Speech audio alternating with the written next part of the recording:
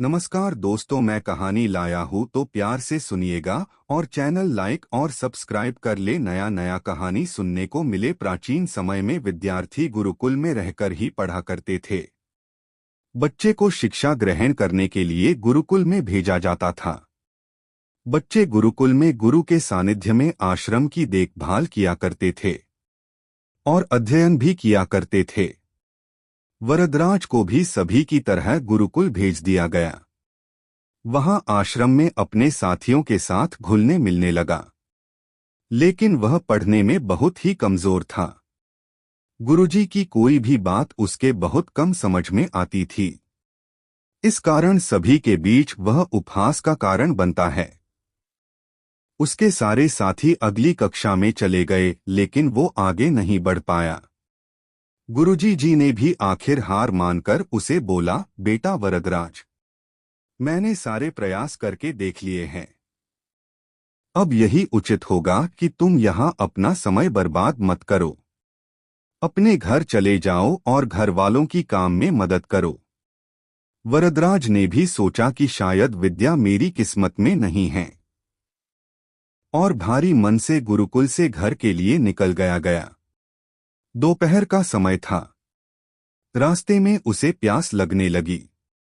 इधर उधर देखने पर उसने पाया कि थोड़ी दूर पर ही कुछ महिलाएं कुएं से पानी भर रही थी। वह कुएं के पास गया।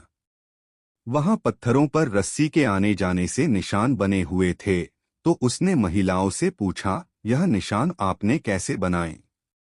तो एक महिला ने जवाब दिया, बेटे, यह निशान हमने नहीं बनाए।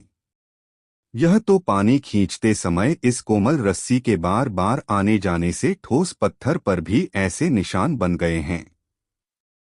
वरदराज सोच में पड़ गया। उसने विचार किया कि जब एक कोमल से रस्सी के बार बार आने जाने से एक ठोस पत्थर पर गहरे निशान बन सकते हैं, तो निरंतर अभ्यास से मैं विद्या ग्रहण क्यों नहीं कर सकता। वरदराज ढेर सारे उत्साह के साथ वापस गुरुकुल आया और अथक कड़ी मेहनत की। गुरुजी ने भी खुश होकर भरपूर सहयोग किया। कुछ ही सालों बाद यही मंदबुद्धि बालक वरदराज आगे चलकर संस्कृत व्याकरण का महान विद्वान बना, जिसने लघु सिद्धांत कौमुदी, मध्य सिद्धांत कौमुदी, सार सिद्धांत कौमुदी, गीर्वाण पद्मंजरी की रचना की। शिक्षा मोरल। दोस्तों, अभ्यास की शक्ति का तो कहना ही क्या है। यह आपके हर सपने को पूरा करेगी। अभ्यास बहुत जरूरी है, चाहे वो खेल में हो या पढ़ाई में या किसी और चीज में। बिना अभ्यास के आप सफल नहीं हो सकते हो। अगर आप बिना अभ्यास के केवल किस्मत के भरोसे बैठे रहोगे, तो आखिर में आपको पछतावे के सिवा और कुछ हाथ नहीं लगेगा।